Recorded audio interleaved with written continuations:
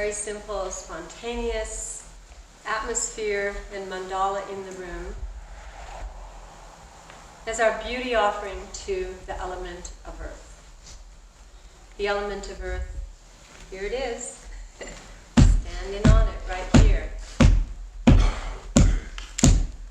You know, and it's like when I think about earth, I think of all the people creating all these temples and churches and all these sacred places.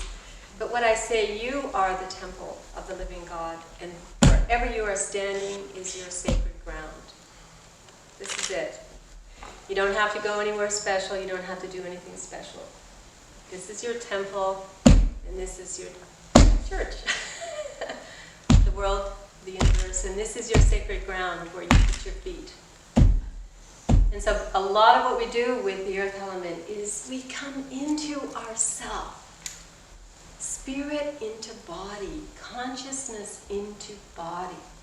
And having been someone who was so uninhabited in my body, so etheric, so like longing to dissolve into the cosmos of spirituality and not be in a body, not deal with the world, not deal with issues, challenges, not deal with all the difficulties of human life. I completely know what it's like to not want to be in your body.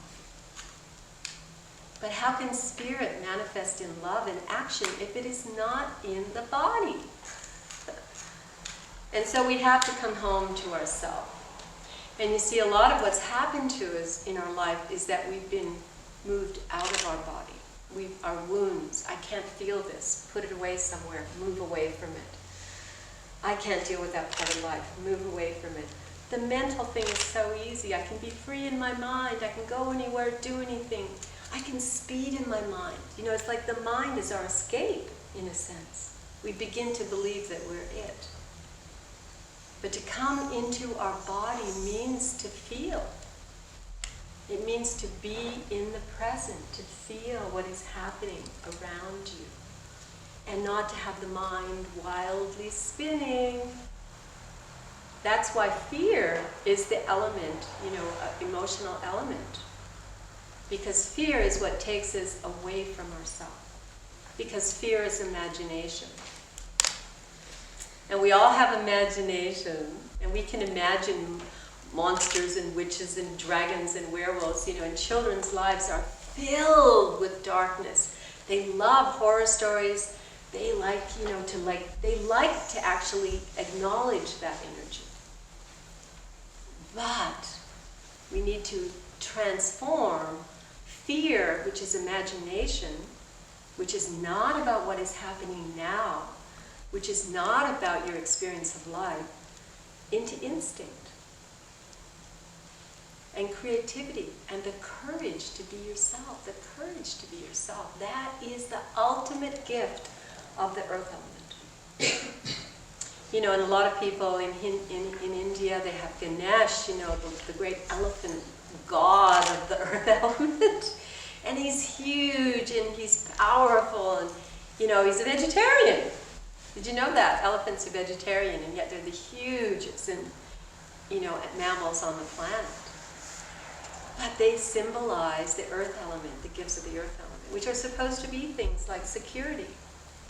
And so we can say in our life, I want to be secure, so I'm going to save all my money, I'm going to have a house, I'm not going to leave my job, I'm going to get my retirement, and oh no, I'm not going to take those risks, because I really want to be secure. I want to make sure that nothing ever happens to me. I'm going to have health insurance, and I'm going to have this insurance, and I'm going to have that insurance. And your whole life, fear-dominant people, is about creating the illusion of safety. Is there any safety in this world? Do we know at any moment what's going to happen? Lightning strikes. I have a friend who had this incredible house up in the mountain. He drove home one day, he heard fire engines, and his house was burned to the ground by a lightning bolt. He said it was filled with the treasures of 50 years. And I just think, wow, that could happen any time, couldn't it? Things disappear, structures disappear. See, but that's what the world is doing. It's creating structures of appearances of safety. And a lot of this is good. We want to be responsible people. But if we cling to those things, and we cling longer than they are good for us, because that's what happens. the more you have, the more you fear. And when you have something that you really, really love, then you fear losing it. And so what we do is we begin to cling. We begin to cling to the things that we think are our security. And so what happens, we stop evolving. We stop doing things. We stop letting go. Constipation.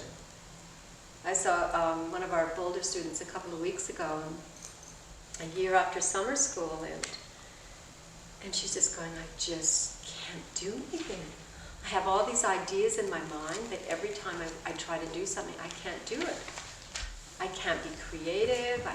I have these ideas, and and she just, I feel so stuck, and she was constipated. And I put her on a program, and I sent her off to get some colonics, and she was actually so impacted that she couldn't even have the colonic. The pain was, the cramps were too great. And so the therapist and I decided that she would go on castor oil packs and herbs and diet for a month before we would try again with the colonic. You see, it's taken a whole year for her to get into her self-healing. But you see, there's a right time for everyone. But this, like, that experience of feeling how impacted she was and of acknowledging how impacted her life was, all in the same week, she went to the colonic the next day, was a completely transformative experience of facing the reality of her earth element and the emotion of fear.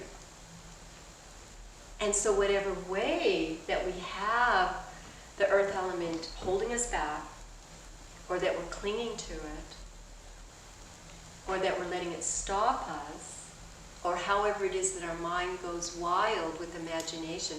Oh, I can't do that because what if, da-da-da-da-da-da. Oh, but what if, and if I went there, what would happen when I came back? It's like people are always talking themselves out of doing things because of fear. And sometimes you really have to face fear, and sometimes I do that in my life. When I was in Australia teaching one time, I went to Uluru and stayed there by Alice Springs, the Great Red Rock in Australia. And I was there by myself. I only had 2 days. And I had this absolutely wild impulse that I wanted to watch dawn at Uluru. And so I went and I said, well, are there any tours? And they said, oh yes, there are tours, but the buses were like tons of people. And I just thought, well, I don't want to do that. So I called up a taxi company and I said, I want to go out there at 3 in the morning. And he said, you're crazy. And I said, no. I said, if I don't do this because of fear, it's like I'm going to miss one of the greatest opportunities of my life. So I talked this taxi driver to taking me out there at 3 in the morning in total pitch darkness, and then he drove away, and there I was, alone with Uluru. You know what I mean? It was really one of the most incredible. And I tell you, I was on the edge of fear. I could feel it. I was like, at times it was like, there's Aborigine spirits, and I even saw a couple of those dingoes. I think they're called dingoes, those wild dogs. And it was actually 5 hours before I met a human being. And not only did I go around the entire rock, which took a number of hours, but I went into every single little crevice and into all the caves all by myself. And it was so amazing and wonderful to do that. And to feel the fear, but also to feel the safety. It's like, am I really in control of the situation anyway? And what are all the possibilities? I wouldn't even allow myself. I just thought, no, this is something I really want to do. And I've done many things like that in my life on purpose. But my instinct is there. And boy, if anything ever came up, I'm a tiger or a dragon or a bear. I don't have any problem in the moment if I have to deal with something. But am I going to let my fear of the unknown stop me from doing something that I really want to do? So I had an amazing experience there in the cave of the ancient women. There was a cave, and it had a sign, and it said, do not go into this cave, this cave. And I ended up sitting for about an hour outside this cave, wondering whether I would get permission to enter it. And I didn't get permission to enter it, but I did get permission to go up to it, and I did get permission to take away 11 stones, which was amazing because you're not supposed to take away stones. And they were stones that had washed down from the cave, like that. And I was just totally in tune. I was just there, and I was like completely in tune with these ancient Aboriginal women and the atmosphere of the place.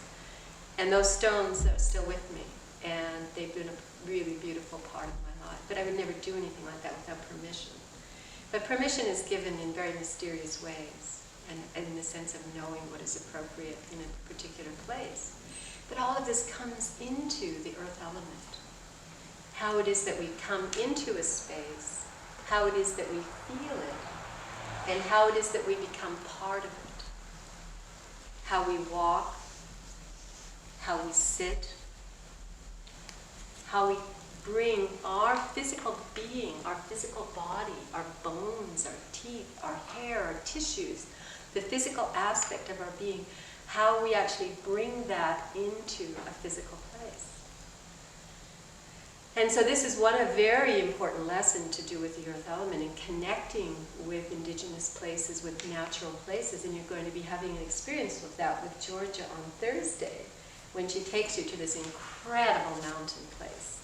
So after the 3 days of dance, of connecting with all of the elements and moving through the energies, you're going to go up into nature, and you're going to be with rocks, and you're going to be with water, and you're going to be with the sun and the air and the ether. And you're going to be able to feel deeply connected and to create sacred places for yourself with each of the elements in nature. And to really allow that complete connectivity to be reborn again in yourself. And so it'll become part of you. But in that day, moving on your feet, on the earth, with consciousness and respect for the earth and all the elements, you see. So this dance becomes something that we do in our life. And especially when we walk into a place where it's a different culture. And I have to do that many, many times. I walk in and then I wait. And then I feel. And I let my instinct and my sense of respect and the way that my feet are connected. And I always wait to be invited. I don't rush in. I always wait to be invited. Somebody will come up and say, oh, and they'll tell me where to sit, or have some food, or do this or do that. And I found over the many, many journeys that I've taken in my life, that that is the one thing that creates a very beautiful connection from the very beginning. With someone that you don't know or whatever, you just completely be there, fully. And when you're completely there fully, it will actually bring them into a connection with you. And so these are all many, many things that you will discover as your earth energy becomes deeply grounded. Is this amazing sense of being in touch with where you stand, where you are. And of course we use all the elements for those connections. We use water, we use fire, we use all the elements for our connections. But first of all, we place ourselves on the ground with consciousness. Now when we think about the earth element in healing, the aspect of the earth element that we really deeply want to remember is that it is a contracting force. It is a force of gravity and of weight. So the earth element is all going toward the center of the earth. And if you can imagine, we're on the crust of the earth, and our little feet are being connected to the center of the earth through gravity, through that magnetic pull. And so the weight and the gravity, and feeling that when you're dancing today, feeling the weight of the earth, and feeling your feet, all of your feet, as they are incredibly alive. And you learn, so like in Tai Chi or martial arts, you know that the ankles and the flexibility of the feet are very important. Just like to a surfer being able to hold the feet on the board. The board of the surfer becomes the earth, doesn't it? And those feet are clinging like little monkey toes if you watch surfers. You know, and having had a surfer's son, I mean, his feet and his toes and his ability to use his feet are incredible. And so you want to be able to have balance with the earth element. Because the earth element is weighted and centered on a one gravity point. So anyway, where was I? On the surfboard. Oh yeah, the surfboard. So the surfboard becomes the earth. And the feet have to be alive, to cling and to balance between the point of one. And so when I was learning this dance, and in the water element, I'll tell you another part of it, but when I was really working with balance in the earth element, I used to dance 2 hours a day on one foot or the other. I used to go from one to the other until one foot was completely stable and the other foot could be completely creative. And that no matter what I did, I could be balanced on the one leg. And that was really about balancing left and right, masculine and feminine, but it was also about balancing on the earth. And it's actually, I realized after doing it that it was actually the dance of Shiva, because you always see, and you see the Indian dancers doing this. And this is not easy to do. Try this. I mean, it was hard enough to do that for your foot anointing. But I practiced that and practiced that and practiced that many, many, many hours. And it was a great teaching. Many things were given to me by doing this. And it led me in many beautiful directions because, you know, I became very able to balance, not only in my physical body with my legs, but with other aspects of my being. Because everything that we do is so multi-level. And we realize that when we study natural medicine. If you start clearing the bowels, if you were only clearing the bowels that were constipated, once that energy started moving, everything would start moving. Emotions would surface, ideas would change. Oh, I think I can let go of that. Many, many things would start happening. So whatever way you approach something, you're definitely going to get a result. Doesn't matter what it is you're releasing, which is what Earth Elements is about. Letting go, letting go, letting go. It's the eliminative aspect.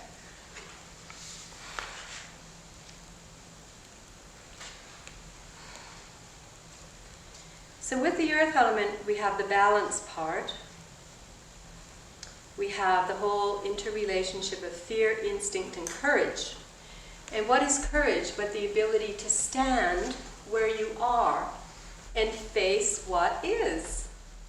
Whether what is you, or someone else, or an environmental thing. It's the ability to stand and face whatever is. Courage is nothing more than that. Being willing to go through the fear and see what happens. And I tell you, it's never what you imagine or fear. It's always something much more incredible. Or it's like, wow, I really did that. I never knew I was that strong. I never knew I was that brave. I never knew I could do that. And then your self-esteem and your ability to move on in other things has that as a memory to go beyond your edge, to go beyond your edge. You know, and I know some of you went beyond some of your edges to come here and to be part of this summer school. And I know what that's like too. Just going to do something no matter what. I mean, this is a great, great thing.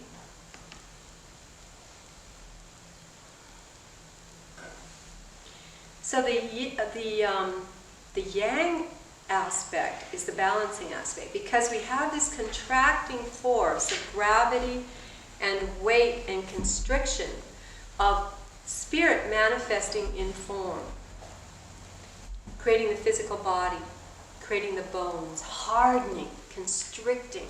Even though the bones are alive, to us they feel very hard. And just like coral in the ocean, the structure of the bones is left behind. And so we think of the bones as hard, but while they're in us, they're actually full of life and permeability and energy and growth and all kinds of activities. So what's happened is we have this constricting force and everything hardening. So conditions like constipation, conditions like tension, kidney stones, gallstones, whatever it is that hardens us, restricts us, tenses us, limits us, is the force of our fear. And you see many diseases in elderly people that have to do shaking diseases. And I've spoken to some of them in India. This one woman, beautiful high-caste Indian woman. And I was talking to her in the sauna one day, and I just said, well, when did this start? Why did this start? And she said, oh, it's been getting worse for about 10 years now. And I continued talking to her and talking to her and talking to her. And it's like with a lot of Indian women when they get married, I mean, talk about the ultimate fear test. They're marrying someone they don't know. They're leaving behind their parental family. And they're moving into a new family where they don't know anyone. And basically all Indian brides have said the same thing to me. I have total fear because if I don't win their love or I don't have a son, they could kill me, they could poison me, they could burn me alive, they could throw me down a well, or they could take my dowry and make me go out to work. And it's like so many things in the newspaper every day in India about women brides. Unbelievable stories. And so even high-caste families have enormous difficulties because they have this strange dowry system where they marry people where they don't know them and they don't know the family, and they're completely at the mercy of the family. And so there's all these incredible ways that fear manifests in the world. But these amazingly constricting forces. And of course, the more fear you have, the less you can be yourself. The less you can attract love. Maybe even get pregnant if you have so much fear about having to get pregnant. Maybe you won't even get pregnant. Or maybe you'll miscarry.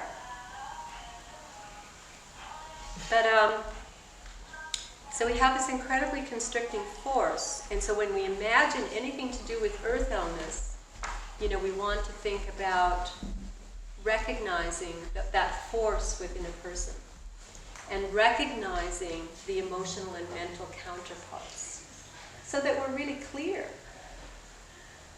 about what that force is doing in the life of a person, like the circular.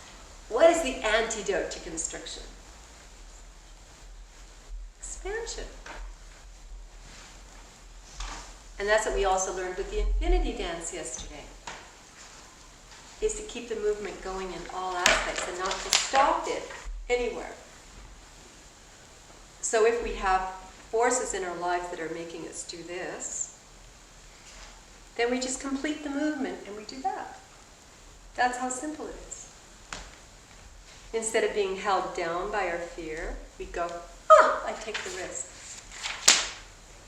Instead of refusing to do what you love, I'm going to do it anyway and see what happens. Instead of being scared to tell some person that you're attracted to them, I'm just going to have fun with that person. You know, whatever the thing is, you just go, That's how easy it is. Of course, in the beginning, it's sort of like creaky.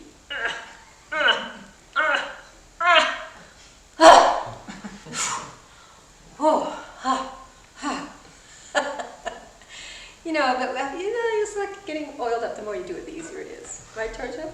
And this is like, I call her the elemental Amazon. It's so wonderful to see, you know, how the elements get free.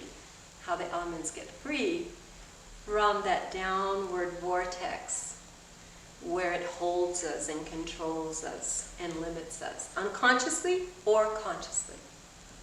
As we move along with our understanding of them, the conscious part gets easier and easier. But, you know, a lot of it is unconscious in the beginning, how much we hold ourselves back from fear. And so we get to the point where we just, woof. So, where are we with time? Let me see if I come down here. This is a good place to be when you're in the earth element, actually. This is one of the polarity exercises for the earth element. And because the fear, of course, is in the perineum. The coccyx perineal area is definitely where the earth element resides, the base of the spine. And so opening up the perineum, this is a great polarity exercise. And I give, you know, great thanks to Dr. Stone and all the years that I received. So what you do is you actually press. And also when you are doing the earth dance, you know, it's really fun to take on some of the actions of very earth-scented creatures, like the frog.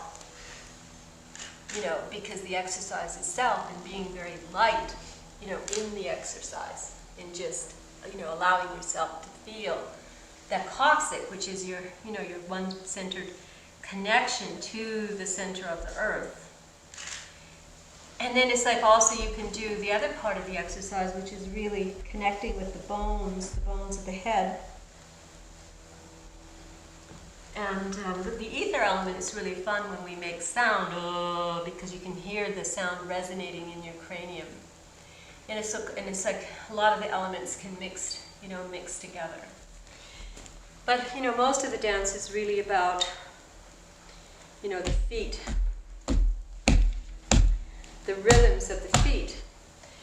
And it was so beautiful when I went to South Africa in 1989, which was around the very beginning, maybe the third or fourth year of working with the dances, because I was invited to go to Pretoria to a performance of Zulu dancers that had been gathered from all over Africa to produce this show. And Zulus, as we know, were great and terrible and ferocious warriors. And they used to run for days with their spears, if you've seen movies of them. And they had these incredible war dances. And then in Africa, what I got to see was how they leapt up. They would leap up and they would land on their heels, which is the coccyx reflexology to this. And I actually saw some of them land up, jump up, land on their spine, and then leap up again. I don't even know how they did it. It was incredible. But I just remember looking at that, and they just went beyond anything you could imagine that the body could do. In their lightness and in their power and in their strength with their legs. And of course Russian dancers also, people that traditionally do things like that have tremendous ability to Bill, last year you should have seen him doing the dances. He was like a pogo stick. Boom! Boom! It was amazing. He can't show us that this year though, because he's healing his feet. You're healing that earth element bone is what's happening. Yeah.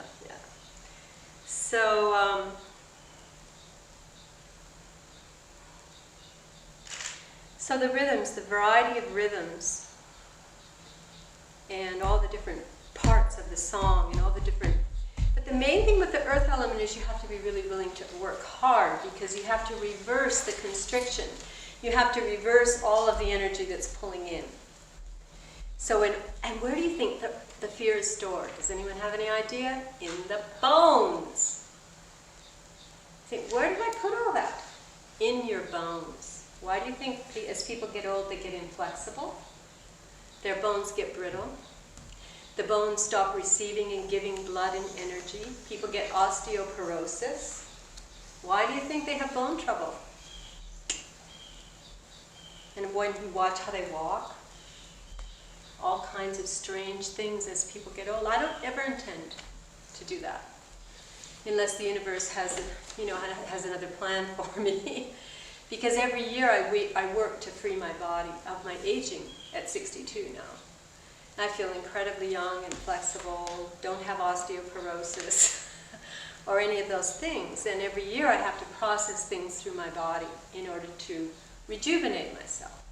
Longevity means living rejuvenation.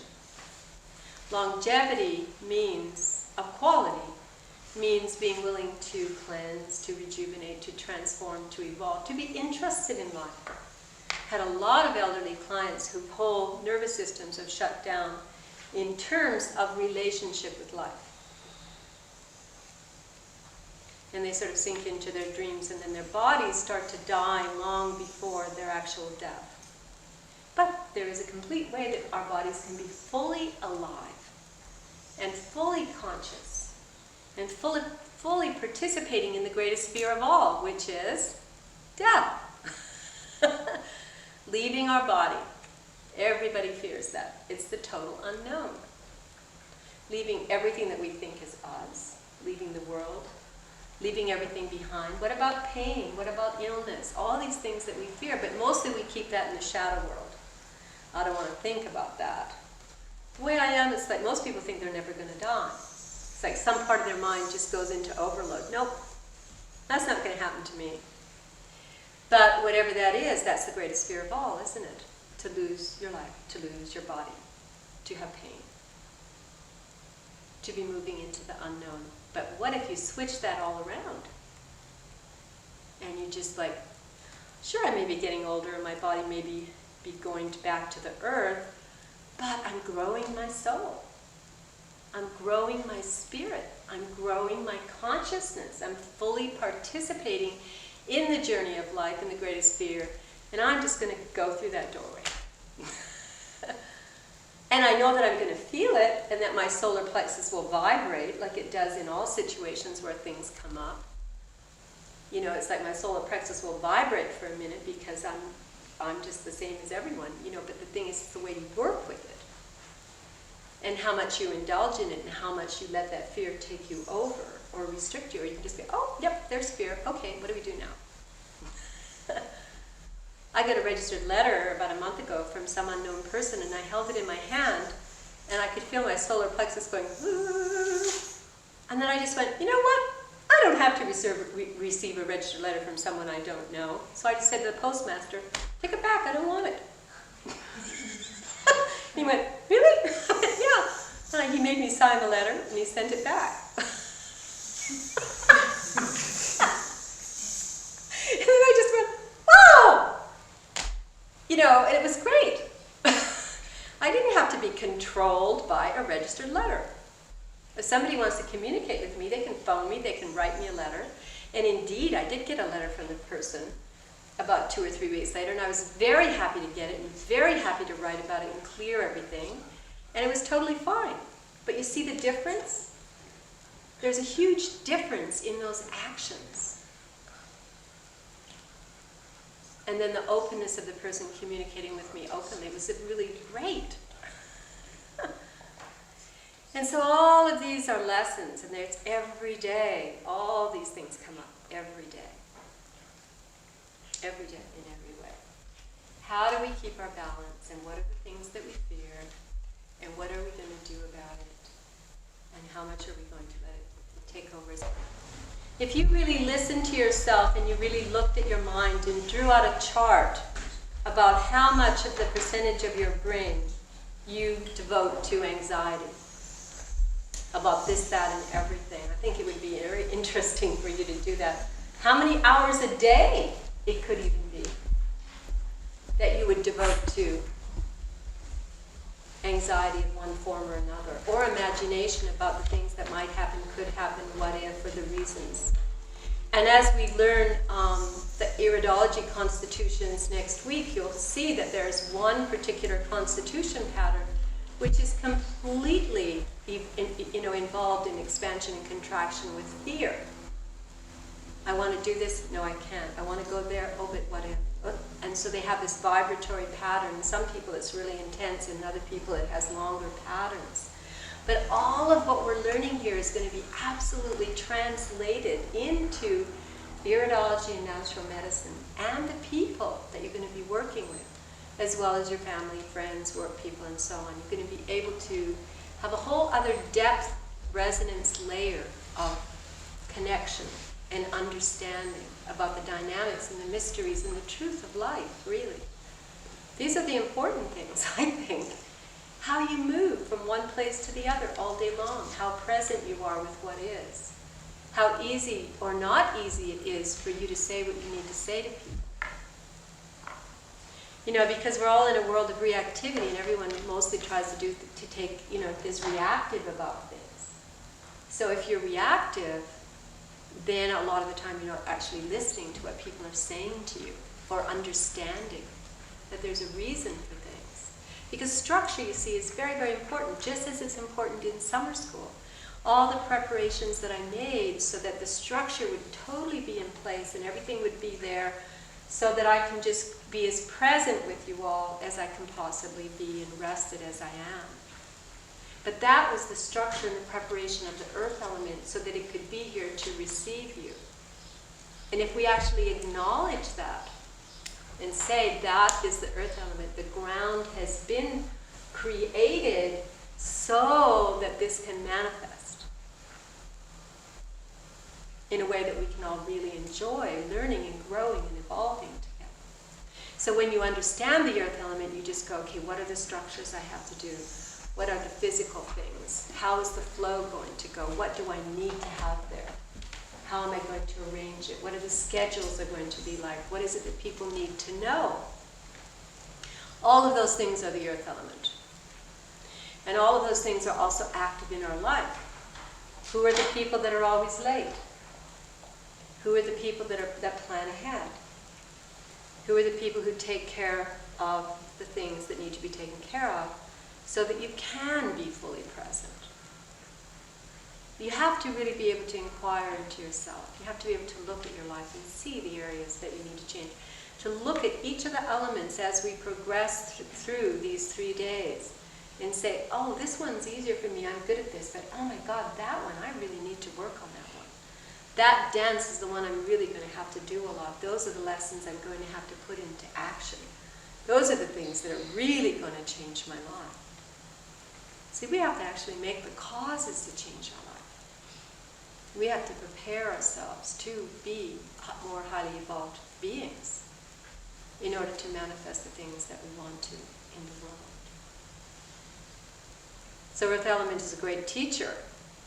And just like, you hear of someone having an accident, wow! That is totally Earth Element. Or waking up one day, as many clients of mine did in England, and not be able to move. Having strong silk or near silk constitutions and totally abusing them for 30, 40 years, and not paying attention to any messages and having that incredible drive that goes on no matter what. And then one day they wake up and they can't move. And they've got rheumatism or rheumatoid arthritis or some form of stroke or something. And then they're like a helpless baby, and they have to go into the other side of life of not doing, from the earth element just going, enough! You didn't listen, you didn't pay attention, enough! There it is, the lesson is there. So are we going to pay attention? Are we going to use our instinct? Are we going to look at the reality of our life? Do we need to have unconscious lessons, or can we participate with the elementals of our being with respect and say, just like your decision to move, I need to move. I'm finished with this place. I love this place. It's magic. Look at it all, but I'm ready to go. Shed the husk. Move on. Doesn't matter how beautiful it is, if it's time to let go, it's time to let go. And move on and create the new. That's the earth element. Or the clinging to hold on regardless of being scared to go into the unknown. There is an unknown. When you let go, what's going to happen? What's going to be there? It can be exciting, or it can be all fear, or it can be imagination. So what is your choice here? If you're a conscious human being, you're going to work with that, aren't you? You're going to say it. And we've had a lot of people here who've done some really great shifts and changes and letting goes and moving countries. And it's not that, each one of you are already so rich in your life journey. But we need to get these truths really deeply into us on an entirely new level so that we can move forward with this time, together. Discovery, I put the Muladhara chakra on there, which means root support, manifestation into matter, the 4 directions, stability, imbalance, and the earth element. You see, when I had my dome up in the mountains, what I did was I created a deck around the circular dome, which was actually 2 Vesica Pisces, which formed the 4 petals of the earth element. The Vesica Pisces, which is receptivity to the divine. And then the squaring of the circle, but it was facing northeast, south, and west, so that it was actually a medicine wheel also. It was like a $12,000 deck, which was my mandala to earth myself in. And so I danced, in the middle of it and on the petals for 7 years. And it's interesting, I just woke up with that idea one day and I went, I'm just going to do it. And these are the crazy things that we do, but it really, the day that deck was completed and I stood inside of that dome, I just could not believe the effect of that sacred geometry on myself. Could not believe it. And how deeply it grounded me in that place. And that was the reason I had to move. Because after 7 years, basically, I was so centered and grounded in that place that I never wanted to leave it. Beautiful days would go by and I would just sit there looking at the sky. I wouldn't even go for a walk. I wouldn't even go visit a neighbor. I'd just be sitting there. It's just got to be like, okay, you got to leave this place. And it took about 1.5 years to sell, and I would break into tears regularly. I'd be standing at my sink and looking at the view, and the deer would walk by, and I'd go, oh! I was just like, oh no, I have to leave this place. But finally, by the time it actually did sell, I was ready. But it really took a lot to get me up out of the roots that I had created there, and to be, more free in the world. Yeah, because there comes a time, and I love the 2 big rocks there at Wonderland Lake in front of my house. I have 2 immense boulders there, just 2, and I just feel like that's an amazing part of my grounding there as well. Now, the sense that's associated with the earth element is smell. And I think smell is very interesting. First of all, Ganesh, the element, has a huge trunk, right? But smell is very interesting because so many of the animals on the planet use smell to guide them, don't they? They go around sniffing everything. So think about your sense of smell, how true it is, how accurate it was. I remember being in India with a couple of friends who had been living there for a long time, and the servant put the lunch on the table and started passing around the dishes. And this one dish came to me and I said, oh, that's gone off. There's something the matter with that dish. And the man took it and he went, oh, there's nothing the matter with this. And then his wife went, oh, there's nothing with this. And I said, well, that's fine. If you want to eat it, you go ahead. I'm not eating it because to my smell, that's gone off. And we all had lunch, and of course they got very sick. And that lesson of getting sick, they talked to me and they said, there must be something matter with us if we couldn't smell those 2 dishes. And I said, yeah. I said, you basically lost your sense of smell. And then I started talking to them. And they were incredibly ill. They had all kinds of problems after living. And I sent them to Bangalore. And they lived there for about 3 months. And later on, they told me that they really believed that saved their lives, that they were basically heading for really serious illness. But they were so much out of touch with their body. And they were actually eating foods that had already, had bacteria in them. It's very interesting how the sense of smell and learning to smell, because you see this, the more dysfunctional our eating habits are, the less we taste and the less we smell. The more salt we use, the more sugar we use, the more hot we have, like in Thailand, I can't even eat the hot food because I can't taste anything. It's like I want to taste the vegetables, I want to taste the fruit, I don't want to taste hot, I don't want to taste salty. I still have a problem with sweet. I love sweet. I adore sweet, which is actually the taste of the earth element is the sweet taste. But it doesn't spoil my taste for the vegetables and the fruits and the real taste of foods. And so if we think of taste of sweet, why would that be the earth element? It's the roots that grow in the earth, and it's the fruits from the trees. And so if you have a real problem with sweet, if you make, what I did for my children when they were growing up is I would have baked yams or baked potatoes when they came home from school, or I would have like carrot soup or squash soup, or I would do baked apple. If I had things like that when they came home from school in a very cold, damp, gray, sunless climate in England, they would be fine. If I didn't have those things ready because I was really busy, they would go for the toast, and an hour later, and the hot chocolate, and an hour later, can I have 10p to go get a chocolate bar?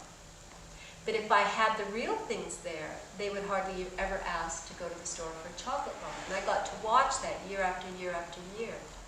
It's like if you give the real thing of substance that is truly satisfying and nourishing, then they're not going to go for the substitute.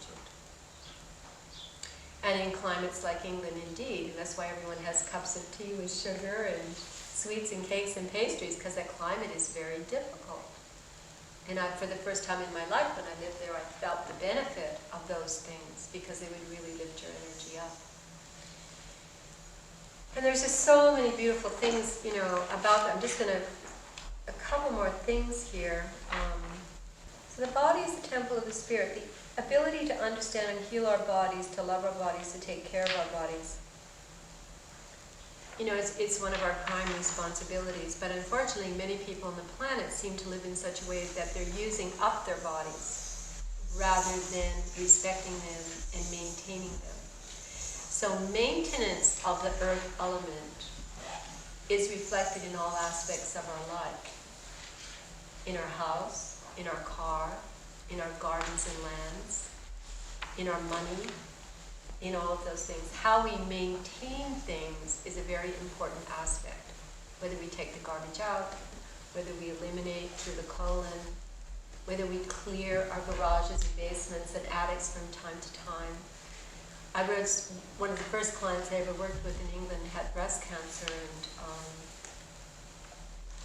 I have a phenomenal case history about her that I will share with you in the second week of the school. And about 3 or 4 months into her healing, after she had actually healed the breast cancer, and I have a letter from the clinic in the doctors in England where she was being treated for this breast cancer, I went to her house because my daughters were in the same school where she was a teacher, and I thought, I'll just drop in and say hello. And every single part of her house was mementos. Every hallway was packed with magazines and books and newspapers.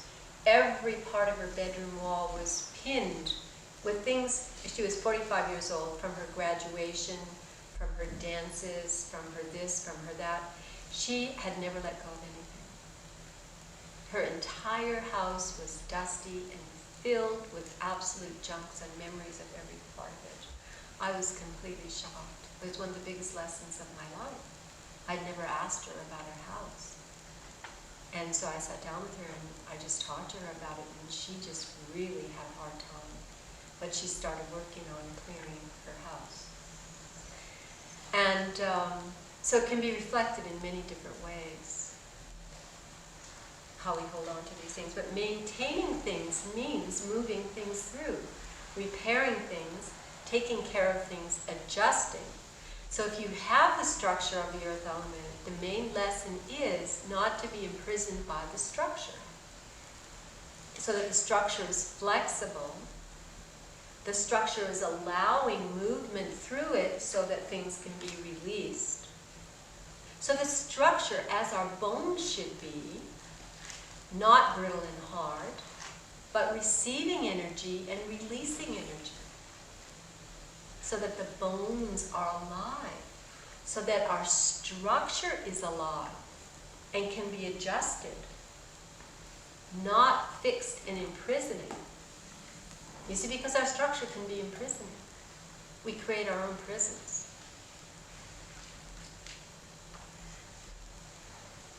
So the bones of our entire earth element life need to be alive and flexible. And it's a big job.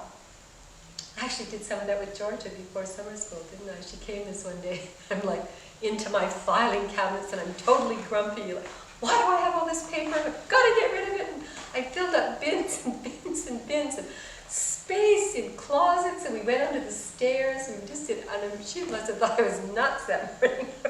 But whenever I do that, I need fire, in order to do it, because you just keep putting it off forever. But the feeling when I did all that, we did the garage too, didn't we? It's just that after the end of the day, I said, oh, thank you, Georgie, for going into that vortex with me.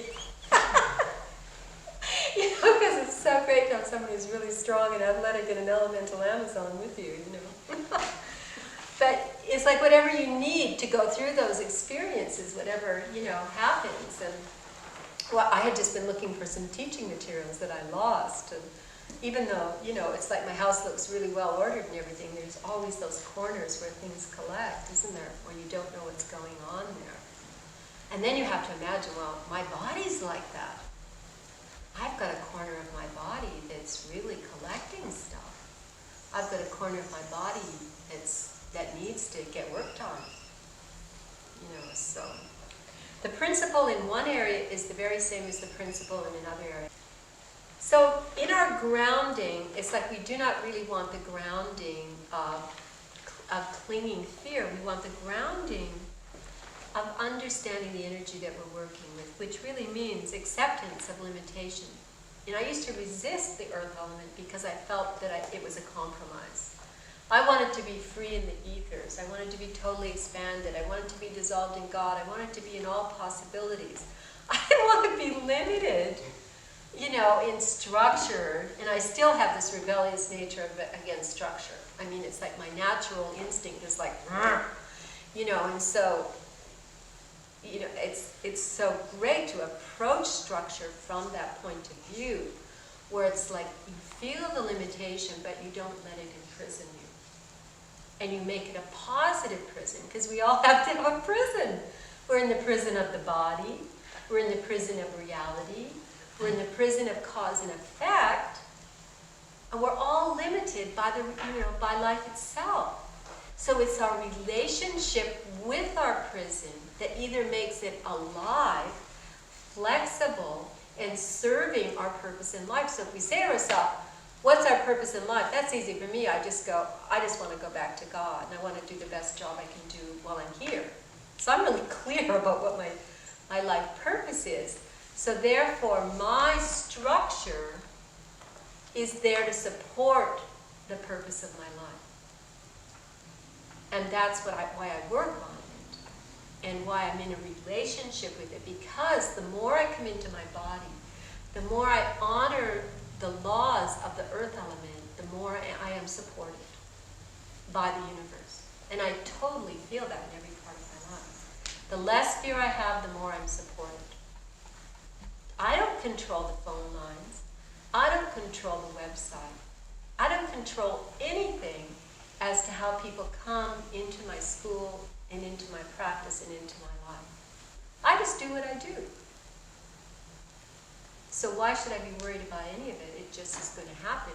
And then I'm just going to work with integrity and honesty and the best and the most loving I can be with all the connections that come toward me. But how do I know which ones bear fruit? How do I know who's going to come to summer school? I don't. For every single one of you here, there's probably 30 to 50 people that I've talked to, and I answer my own phone all year long, that I give to and communicate with and have on my newsletter and invite to the gatherings if they're local. I mean, I'm really there for them. But it's not about, I'm doing this so they'll come to summer school. I just think, God, how do I know who's going to actually come?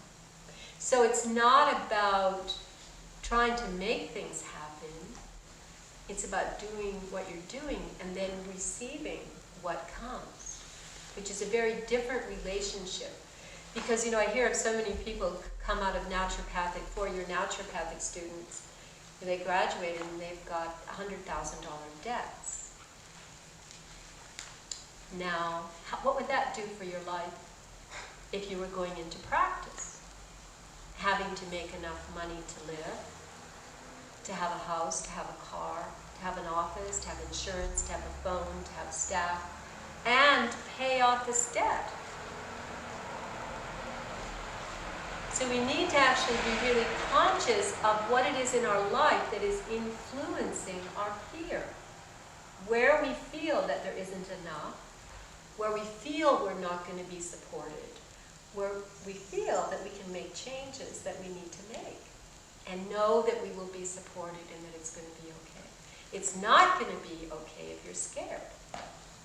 In Flower Child, which some of you have written about, I used to have attacks of fear constantly, and all kinds of people wanting to help and support me and be there for me or whatever, and I would have so much fear inside of me, I couldn't receive any of it. And I put a few examples in there just to show how extreme it was.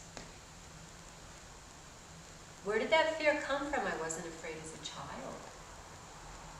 As a child, I was a little tomboy running around. I used to go to sleep in the forest by myself on little pieces of moss, for afternoons, and hike and bike.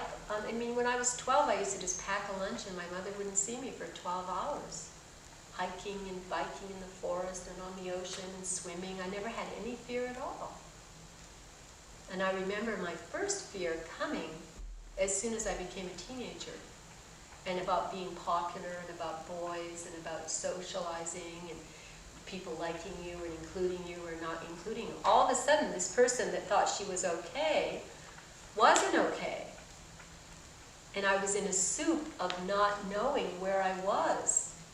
And it was the most uncomfortable place to be. And that was where my fear started, and I've gone into it, and I'm really, really clear. I lost myself in those years. I was small, I looked young. They had skipped me 2 grades because I could read and write and do math. So I was totally younger than everyone else, socially deficient. And that's where my fear came from. I lost myself in the social coming into the world place and being younger than everyone else. And so we do have to go into the roots of where it was that our fears. Some people it's abuse in the family, or a tyrannical or violent parent, or other things. But to find the roots of your fear and then see what that is, and then see how that's influencing your life, the sense of lack, that there isn't going to be enough, and that comes into the air element as well, because everything is affecting everything else. But these are really deep and important lessons. And that work you need to do for yourself. And sometimes it just comes up, and all of a sudden one day you wake up and you go, oh my God, that's why that happened, and that's why I did that, and now I can let go of that. But energetically, you also have to let go of it. That's why I love the dances so much. Because you don't have to do 12 years of Jungian psychology. You can just do a dance and release the energy. And it's gone. And it keeps going. Once you create the movement, the pathway is there, and it keeps going and going and going. And it doesn't mean Jungian psychology isn't fantastic. I love it. I read books on it. I think it's incredible. But if they did the Jungian psychology with the dances, it would be even better. To get the... And then they added in colon cleansing, for heaven's sake. Where the earth element is stuck in all the different places, move them all at once. That's what I believe. And so, it's very, very hard for people who have tremendous, psychological issues to just talk about things endlessly and not change the other aspects of their life. It's like working against huge, huge, huge gravity forces or blocks or walls or, trying to move things.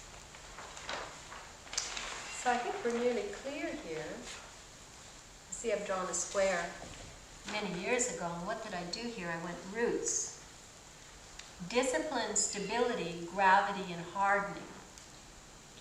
So the discipline of accepting the limitation and the resistances, and it doesn't mean we can't be grumpy or reactive or resistance or even an anarchist at times. We can act out those energies, but eventually go, okay, all right, this is the way it has to be. So the discipline of, see, that's what I've learned so much, and I really love it now. When I think of how I used to resist bookkeeping, oh my God, it was like the worst thing in the world.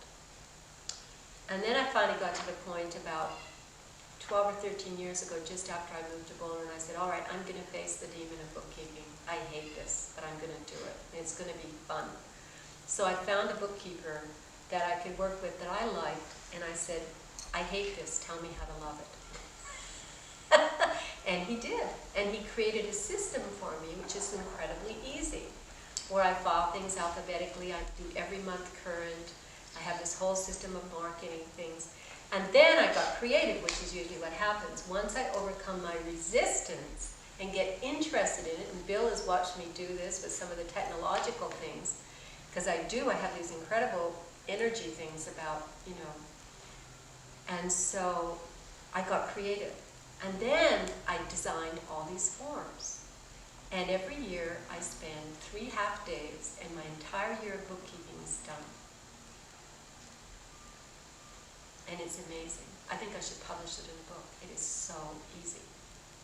And I hand it to my bookkeeper, and there's like 3 or 4 or 5 things that need to be checked. And that's it. And I pay $300. I used to have to pay $2,500 at least, between the bookkeeping, the accounting, and then it even got more expensive with, QuickBooks. There's no way I could ever do that. All those little beeps, and then if you can't, You can't, if you make a mistake, you're lost forever.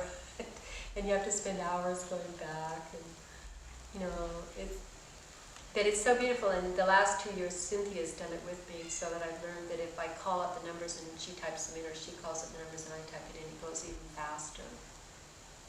And it's this amazing, incredible system, and I just feel really, really good about it. I can find anybody's invoice. I can check everything that anyone's done. It's in the database. It's filed. I have an application form. I have a receipt. All my deposit slips list every single person's name and exactly what they paid for. And the accountant just looks at it and he just goes, oh my God, nobody does this. But you know, for me, I feel my ground with my accounting is 100% conscious. I know exactly where I am at any time. And I can find anything. So if a student says to me, gee, I paid for that and you haven't got it down, I go, okay, well, which part of my system didn't get put in? And it could be the database, or it could be like the card. There was a couple of people where I didn't write it on the white card for summer school. But I know where I can go to get it. So I don't ever have to say to somebody, well, I don't think so, because it's there.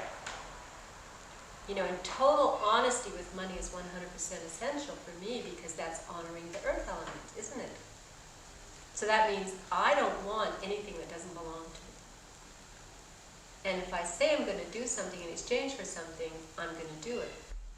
And if a mistake is made, then I correct it, or I work with it. And I'm really, really clear on all those aspects, because that's the earth element. When the earth element is in harmony and in place, you feel supported. You feel safe, you're grounded, you're conscious with it, and it's working for you, because you want the earth element to work for you. When the earth element is working for you, your body's healthy, you feel safe, you feel grounded, you feel present. Your house is in order, your accounts are in order. All your duties are there, you're clear about what you have to do. It doesn't mean you're perfect, it isn't about being perfect. It's about doing your best to keep your life moving, on track, responsible, fulfilling your duties, and having a system that makes running your life easy. Why should I spend tons of money and dozens of hours doing accounting? I don't believe I should have to do that, therefore I create a solution. You know, so whatever part of the earth element you find yourself resisting, face it, go into it, then become creative, and then make a system that works for you. Don't have to do it my way. If you want to copy my forms, you probably have to create your own anyway, because they're just for me. But anyway, so that's the discipline of it. So I have a discipline of it. I actually write my... But that's what makes life easy, is when you have those systems working for you, not controlling you. And the outside world is wanting to control you. So what you do is you separate yourself from the earth element controls that don't work for you, and then you create your own. And it does take effort, and it does take discipline. But the discipline is the sort of daily bit to make sure you do what you have to do along the way. And you know, if I'm away for a while and I come back, that's the first thing that I dive into when I come back, is the accounting and the communication. Until those things are done, I don't do anything else. Because then my ground is there again, then I go, oh, okay, now whatever I do is supported by my consciousness. Because whether you know it or not, whatever you have in your earth element that's unconscious is actually affecting you. Whether it's a filing cabinet, whether it's a closet, whether it's a garage, whether it's an attic, whether it's a trunk, whether it's constipation, whatever it is, it's actually affecting you. And when you clear it out, you feel the difference. You absolutely feel the difference. And so stability is the other one. Stillness, constancy, all these things as our roots. The stability of the balance, we talked about that, the gravity, the weight. See, gravity can be inertia. Gravity can be apathy. Gravity can be like, I don't want to get out of bed.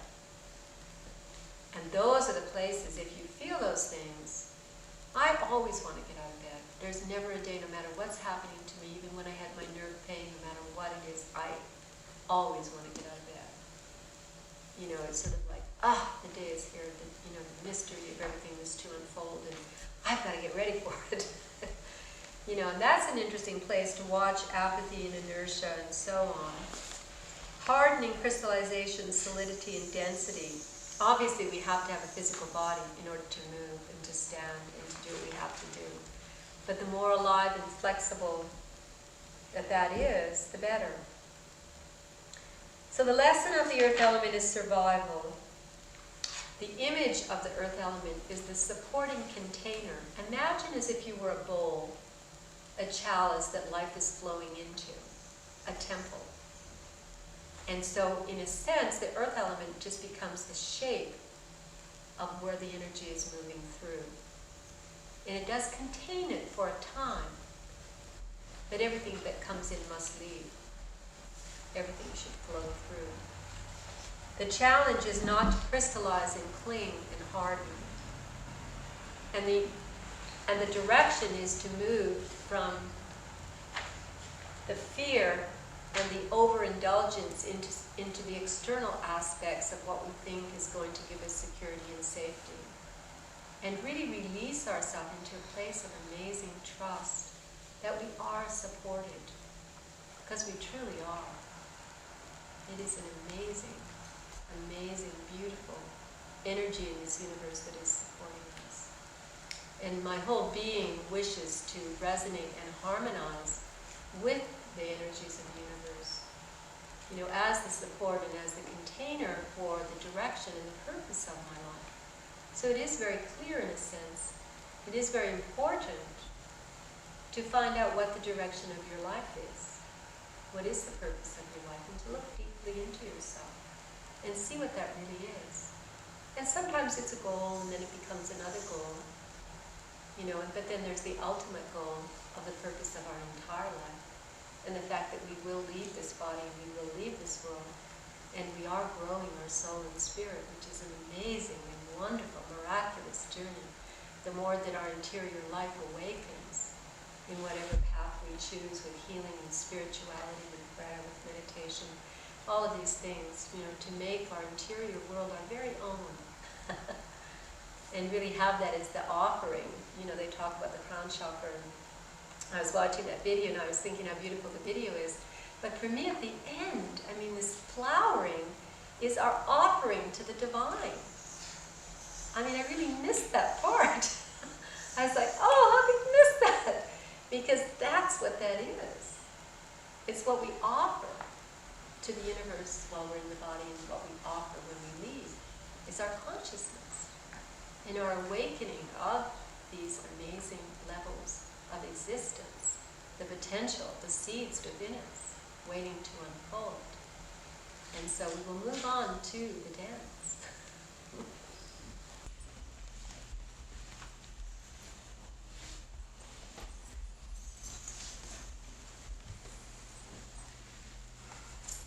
So the main thing about the earth element is it is the primitive dance of all the peoples of the earth, isn't it? And they, you know, whether they're Highland dancers, you know, or whether they're folk dancers, or whether they're Zulu warriors, or whatever, or whether they're Indians going around the campfire, warriors and indigenous peoples in all over the world have done earth dances.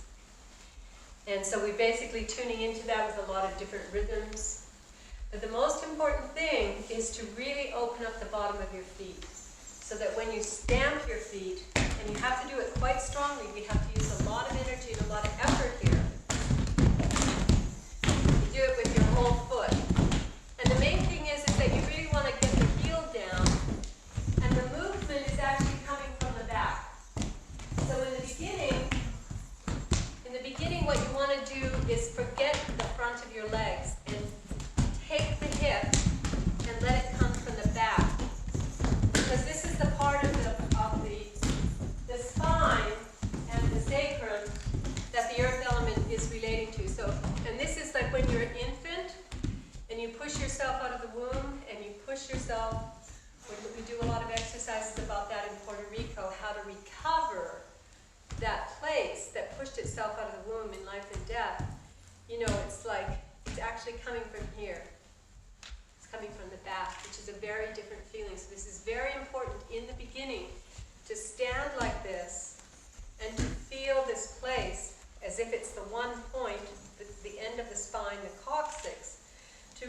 feel that place and the balance around it, which is the structure around it, and the weight of it, and the balance of it. And then, to be able to move from this back place. And eventually that becomes more natural instead of like using the legs. But every once in a while I may come around. And it's very important for the weight because, I don't know whether we have any really airy-fairy. I mean, you might qualify in that part because you're so light. And so for her, light little being to sort of, and ground. Yeah, you can do it. So, it's like you really want to get into this part of yourself. Because some of you will all of a sudden start like doing this kind of a movement, coming up, out, but I'm going to be coming around, I'm going to be going like I did. It's so great, look at, woof. Good.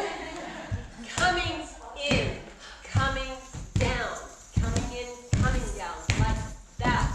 None of this stuff, yeah. We're not going to be waving our arms around. This, yes, is a lot of fire. You can throw in a little bit of fire. But the most important thing is really not to do much with the hands because the hands are the fire. And to really concentrate on the down, on the legs, the feet, the sacrum. And you can also activate it by, this is the earth toe and the earth meridian up the side of the body. And so, slapping the part of your body will also activate it. And then the other part, this is so much fun, is the vibration, because we're going to be shaking things loose from the bones. We're going to get right in there and we're going to clean out the bones. So by moving your feet really fast like this, you send vibrations through your body. And then you can make your knees go really fast like this. And then you can make your hips go really fast like that. And then eventually everything. So you really want all of your bones to be vibrating. All of your bones all the way through and everything vibrating all the way up to your head. And then, see, nothing to be scared of, right? Yeah. So you want to vibrate everything like that. And then you want to throw in some undulations. To get all that going so that the earth energy is all just, first of all, you're hitting it, and then it's doing that through your body. When you stand with your feet, the energy is going up, and then you do this, and then the whole thing is vibrating. And then you're working with ascending energies, letting it move through your spine, because you want the spine to be flexible. And then as the dance gets going, this gets easier and easier and easier. But you're going to use as much energy as you can, but let's not have any hurt feet. We don't want blood, red blood on the floor. Some people have done that. And so I say, we're going to do that. The energy will move without blood. And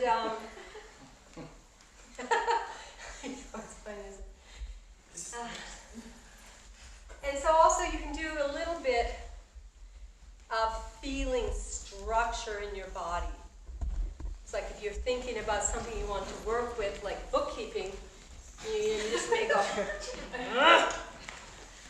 it's like some shape or stance of structure. Just feeling that from time to time, just some shape, something, but it could be anything. So structure, hitting the side, vibrating, moving the spine, letting that spine be flexible. Because if you're stamping your feet and the energy's coming up, you want to go with the energy that's coming up and let it go right through you. My hands shouldn't be up, but, like that. Your connection to the center of the earth.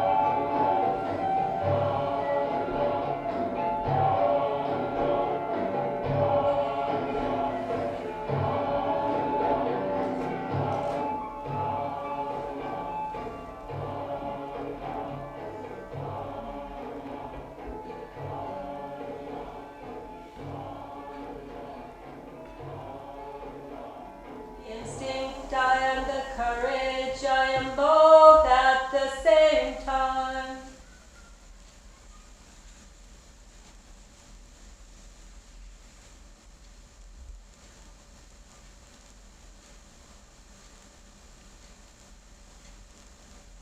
Breathing yourself back into this moment, the particles that you have loosened, that have flown free into the universe. Let the particles in the cells that remain settle back, but not so heavy, not so constricted, not so rigid as before. More space. Feel the structure, but the space. Your new pattern will emerge from this ground that you have opened, the space you have created, the release you have allowed. Falling back into self from the ocean.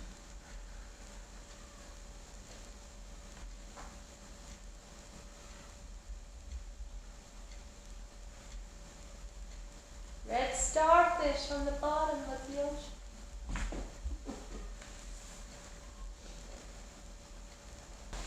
So sharing is always an interesting time because sometimes we know we're going to share, we want to share, and then other times we don't know. It just pops out. We really feel like we have something that we really want to gift the group with from our own experience. But there's no rules about it. It's popcorn time. Pop, pop, pop, pop. So it can come as it comes, you know, and you don't have to feel obligated. And but it is something quite wonderful. I'm so grateful about the group. It gives such a power in the whole. It gives a power, and then it gives me a freedom just to be, just to do. I don't need to care about anything else. At home, I always realize I'm thinking, what are the neighbors going to think? Am I going to close the curtains or the furniture around? And having furniture around and dancing around furniture or dancing around people is really different. That's different. Yeah. And how are you? Not finished. Wow, such deep feeling. I've written one sentence and started all over again. I was spinning, and maybe I've been doing dances and movement during about 10 years, 15 years ago, and then I stopped and I went to Thailand, and I miss it.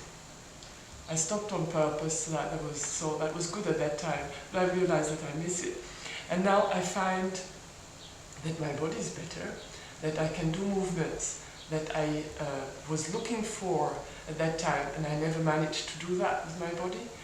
And the spinning, that was just powerful today. It was like I could feel I was at the center, and everything was going around and around, and it was just terrible to come back. It was so, and I was writing that, it's so painful to come back, and the tears came again. So there's something there anyway. So that the spinning was interesting, yeah. And the difference between being in the core, really nothing happens with yourself. Everything is going around. It's wonderful. And then you stop. Yeah, and then the nausea comes. Yeah, and that's yeah. And something very nice is during the dance I could feel a lot of warmth in the lower abdomen, really nice, really warm. And after that, in the lower back, and that's on a place where I always have problems. So there is life coming in. It's opening. It's nice. I just felt as if I was losing all this grey. It just seemed grey to me. I don't know, grey matter, grey energy, just grey excess stuff I didn't need, just coming out my feet into the air. And every time I stamped and every time I connected, every time I kind of put weight down, it was like another load came out my body and went into the air. And it was about halfway through I felt as if I felt so free. for the first time all this excess, negative energy, baggage, fear probably, had just come out the soles of my feet. And yeah, I just felt so free and balanced afterwards. For the first time ever, I felt really confident and unafraid at the end. I felt happy and sad at the same time, which was really strange, but with no tears, but I could just recognise that I felt the happy and the sadness together at the same time. Because you were in the middle. Yeah. It was lovely when you threw yourself on the floor there. Yeah. Just That was so gorgeous. blissful. Felt actually, there was a lot of moments, that was one of them, where I felt very primitive and very tribal. And for years I haven't felt feminine at all, and I've kind of been pushing that side of me away, and not recognising my sexuality at all or anything like that, and being very afraid of it. So I felt like the end of it, like I kind of grasped a lot of that back. And for the first time in years, probably 3 years, and I felt it was really good to feel like a woman again, or to feel like some of that femininity, that goddess power coming back. That's great.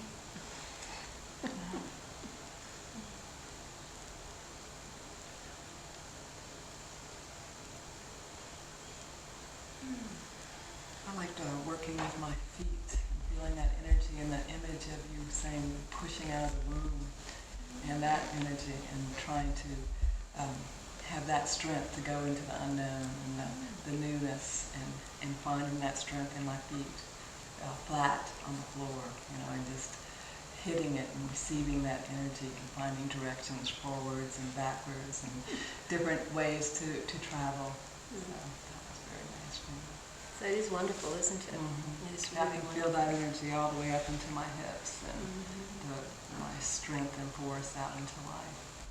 Which is kind of what you've been searching for in your meals and the communication, is the direction forward. Right. I feel like it was the beginning of the spiral that I'm going to be going on through these chakras. I've connected that root to the crown, what we did at the end, the beginning of that spiral. Yeah, it does. The cycles do come like that when you recognize like the energy and the change, and then the spiral, because everything evolves in spirals, and then you notice that you've set something in motion that's going to move through your life. Very good. Very clear. When I did lie down, it was just fantastic, because the reverberation of everybody, and of course you needed most people to be carrying on dancing, so you'd really feel the earth going like this, and made your teeth rattle. It was marvelous. But that is an amazing feeling when you really feel like the cosmos is vibrating, everything is vibrating, and so you can really tune into that very much, and then you will get a sense of your own vibration. Down, Yeah, it's like everybody was dancing. It was all of a sudden, it was like I could feel the earth beat Yeah. with stomping with the feet, and then it went into my heart, and I could feel that heartbeat, and then it just connected to everybody's around me. It was really, it was pretty cool. Yeah, there was a little didgeridoo moment. At one point I experienced like we were all prehistoric animals. and that I was just going through the forest and everything was happening around me. And, we weren't really even people or instruments or anything. It was just all kinds of stuff, just all around me. And it was not even me. It was just really fun. Yeah. I can see you as one of those boom. Yeah. Boom. Yeah, I felt like an elephant one time. I was drunk and I was a frog, and I kept thinking, I hope I don't hurt myself. I hope I don't hurt somebody else.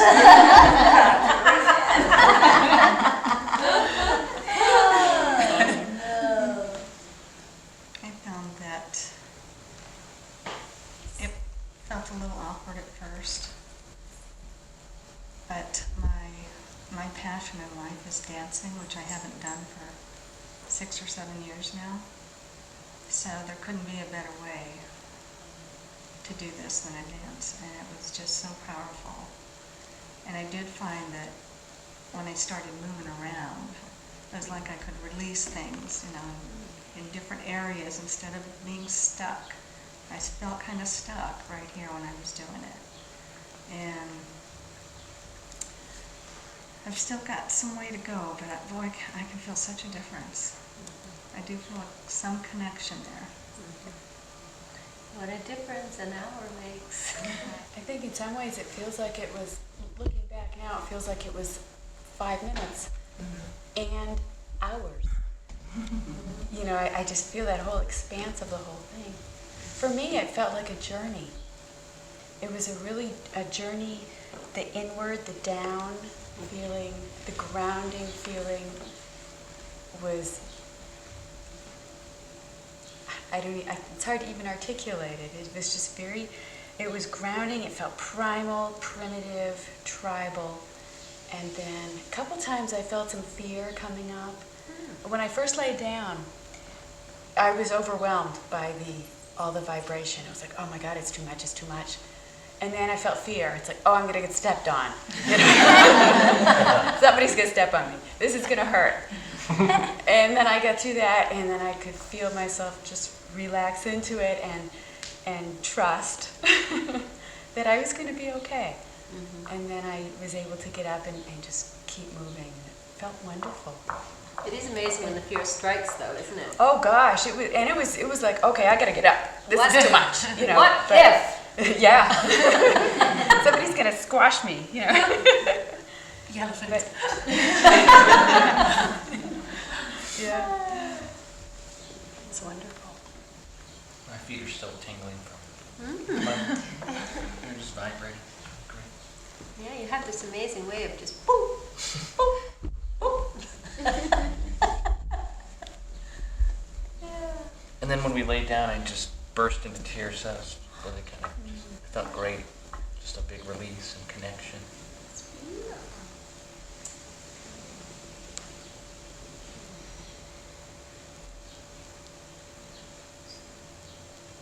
Then we have our Qigong warrior over here who's used to like standing still without moving for an hour and a half. And it was so great, so I was going up and I was going, woo!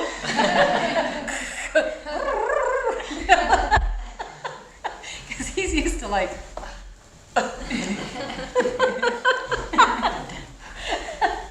How are you doing, Patrick? Pretty good. You know, tendency is to sort of stay still, but I broke that. And I found some good movement. You know, I haven't done movement for a long time. It's good to feel the rhythm of movement again. It's like a new experience, but it's like an old experience being relived, but better. Because it was for a purpose. There was a purpose in it, but then it got lost in the movement, and then there was an understanding later on of the purpose. And which I said when we were lying down, which I wrote down, a sense of freedom. So I found with the movement was the freedom. The stillness is very good for the energy and for the earthing, but the movement gives that freedom. So nice. I am stillness, I am movement, I am both at the same time. We want to make sure we get our dualities happening here. We want to be like stuck in one thing, then have to go be thrown by the universe, whack, over into the other thing. We just want to go, okay, I'm this, okay, I'm that. And it's okay. Both at the same time. That's my favorite song, I made it up. And at times in Puerto Rico, we do it and then everyone throws in opposites. And we just go on and on and on and on. And people keep throwing in opposites. It really works, doesn't it? There's a lot of opposites. But once you start getting that feeling that you can contain the opposites at the same time. And that's where that infinity comes in. Because you can have this and you can have that, but then here, you know, you have that tendency, I guess sometimes a little bit that, sometimes a little bit that way, but you're actually balanced with it and you don't go too far, and so you have to swing back, so you don't get the pendulum effect in life. So you have more of a sense of being more in the center of your being and recognizing the dualities. That's definitely one of the mysteries of life. We all aspire to understand. Right, anyone else like to share? We have about 5 minutes left here. Yes. I'm feeling a really nice flow still in my body. And I realised from yesterday that I'd actually forgotten that I can move. It's like, it's so simple, and it's like, oh, I can move. And sometimes the energies in my body go absolutely haywire, and I really just need to move with them. That feels good. It's one of the important aspects of this work that also comes into the Iridology about our vibration rates. So if you get in a vibration like this, all you have to do is make it bigger to free yourself. So if you get into haphazard movement, then you just do whatever you have to do to bring it back. And so by going with the movement, whatever it is, whatever the vibration is, whatever the pattern is, you complete it and you keep expanding it and even going more into the contraction, whatever it is, exaggerate and accentuate it so that you can move through it. And then eventually you return to the balanced movement. So if you have that, well, there's going to be more movements, but if you have the balanced movements as you're, now I'm here again, now I'm okay. So whatever they are. It's so multidimensional how we approach all of the simple truths that we're working with here that comes from every side and every aspect. It's great. I love it when people remember what they already know. And not only remember, but actually live what they already know, because there's nothing more wonderful. You watch any child hopping and skipping and jumping and dancing. It's just a celebration of the energy of life. So I can't imagine why we just forget we dance, but we do. I had a period of it too. Got very serious when I was in England. Yeah, it does that to you.